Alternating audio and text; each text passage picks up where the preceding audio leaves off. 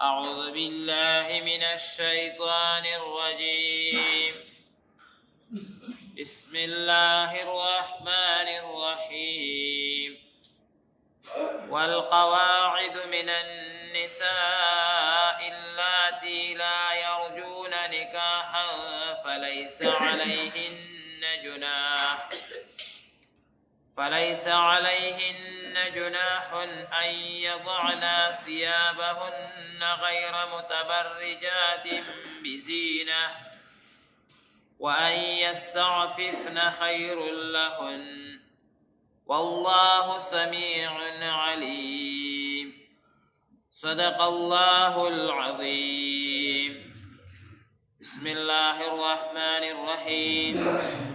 والقواعد او ډیر زیاتی بډایګانی من النساء زنانونا اللاتی هغه چې لا یرجونا امید نلري نکاحا د نکاح فلیس علیهن فنشته د پاغی باندې جناح سګناه ان یضعنا چلری کی ثيابهن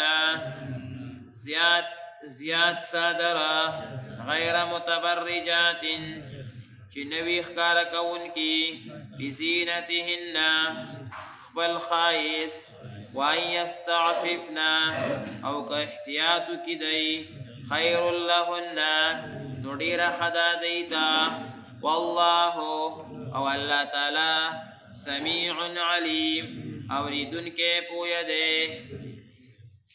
بسم اللہ الرحمن الرحیم. مخکنی آیاتون مبارکونا د زنانو د پردو متعلق ذکر هغم را روانو او باغی کی اول تفصیلی احکامات اغا ذکر شو. اللہ تبارک و تعالی فرمائل کہ ہر هغا خبره یا هر هغا مقام یا هر هغه موضع چې کوم ځای کې د زنانو زینت ښکاره کیږي د هغه ښکاره کول حرام او ناجایز دي. برابره خبره ده که د یو زنانه کپړې دومره خشته وي چې هغې سره د یو سړي سترګې هغې طرف ته مایله کیږي یا بوکره دومره زیاته خشته وي چې هغې سره د هغه نظر دې طرف ته را اوړي نو دا استعمال به پکور کې کوي او بهر به نه کوي. خپل خاوند دپاره پکور کې دغه څیزونه جایز شو او بهر دا حرام او ناجایز شو. اوس د دې مسلې نه الله تبارک وتعالی مخکې څه استثناءات هغه ذکر کا.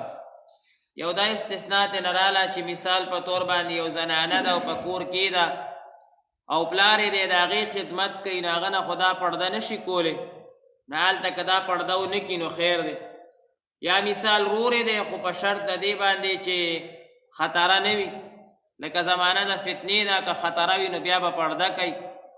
یا مثال په طور باندې دا خاون اولاد دی د بلې ښځې نه نو که د هغې خدمت کوي او خطره نه وه نو بیا دی چې کوم دی نو دومره زیات د پردې اهتمام هغه نه کوي. اوس الله تبارک وتعالی یو بل استثناء د دینه ذکر کوي هغه زنانه چې هغه انتهایی بوډۍ شوې وي. د دې د عمر قید نشته. بعضې زنانه شپېتو کالو کې بوډۍ ښکاره کېږي بعضې زنانه نه ښکاره کېږي.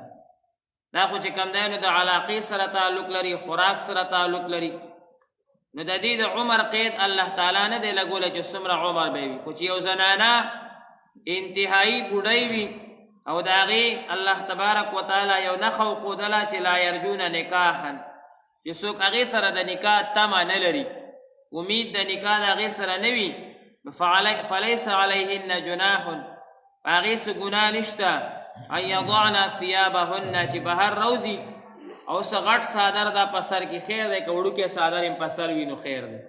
که غټه بوکره یې نه وي په سر وړه غوندې بوکره یا یو وړوکی څادر چې سر یې پټ وي نو دا خیر دی په دې باندې څه ګناه هغه نشته. لیکن شرط ورسره دا دی غیر متبرجات بزینه هسې نه وړوکي څادر کې روزي او ځان یې خشته کړی نه ځان به نه خشته کوي. دا هم مقام د فتنې دی ځکه شیطان ډېر ظالم دی تاسو ته مخکې ما ویلي چې شیطان قسم کړی دی چې که حسن بصري صاحب او رابعه بصریه چې دا دواړه د خپلې زمانې عظیم بزرګان دي، لوی مقام ته رسېدلي دي. حسن بصري صاحب هغه چې حج ته راتلو نو چې 5-6 قدمه به یې واغشته، 2 رکعته نفل به یې د شکرانې وکړ. دومره لوی مقام ته رسېدلی انسان.